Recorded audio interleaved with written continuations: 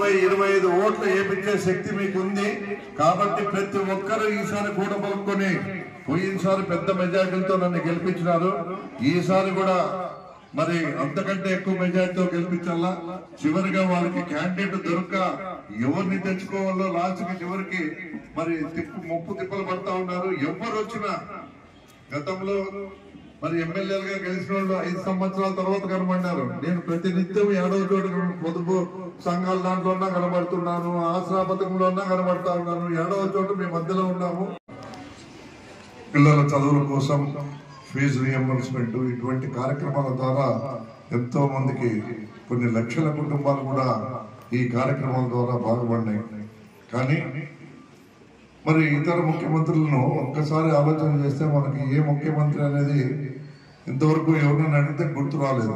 కానీ 14 సంవత్సరాలు అతి దీర్ఘకాలం చేసిన చంద్రబాబు నాయుడు గారిని మరి అంతకాలము పనిచేసినా కూడా మరి ఈ రోజుకి ఆయన కేవలం ఎలక్షన్ అప్పుడు వచ్చినప్పుడు మాత్రమే ఏదో ఆయన చర్చ వస్తుంది. ఎలక్షన్ అయిన తర్వాత ఆయన కనబడకుండా పోతాడు. అది మనందరికీ తెలిసిందే. మనం ఏం చేసినాం పోయినసారి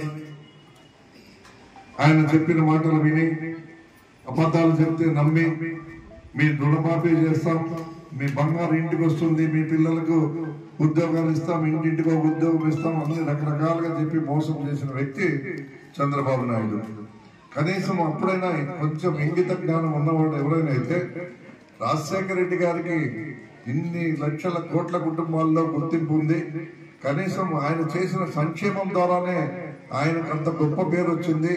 నేను కూడా ఆ రకంగా ఎందుకు చేయకూడదని ఆలోచన చేయకుండా కేవలం వాళ్ళ పార్టీలకు సంబంధించిన నాయకులకు, జన్మభూమి కమిటీలకు, కేవలం వాళ్లకు మాత్రమే వాళ్ళు సంక్షేమాలు కూడా కాదవి కొన్ని పథకాలు వర్తించేటట్టు చేసేసి వేల కోట్ల రూపాయలు దండుకున్న విషయాన్ని మనం అందరం కూడా గుర్తు తెచ్చుకోవాలి కదా.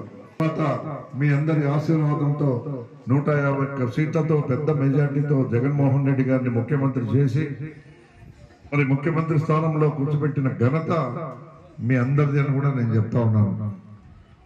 మరి ఆయన పదవి చేపట్టిన నాటి నుంచి ఈ రోజు వరకు దాదాపుగా 127 సార్లు బటన్ నొక్కినాడు. అంటే అది ఎవరి కోసం నొక్కినాడు? మీకోసం, మీ సంక్షేమం కోసం, మీ పథకాలు డైరెక్ట్ గా మీకు అందే కోసం, ఏ అధికారుల చుట్టూ తిరుక్కోకుండా డైరెక్ట్ గా మీ ఇంటి వద్దకే ప్రభుత్వాన్ని తీసుకుని వచ్చి మీ ఇంటి గుమ్మంలో పెట్టిన వ్యక్తి జగన్మోహన్ రెడ్డి గారు కాదా అని మిమ్మల్ని అడుగుతా ఉన్నాను.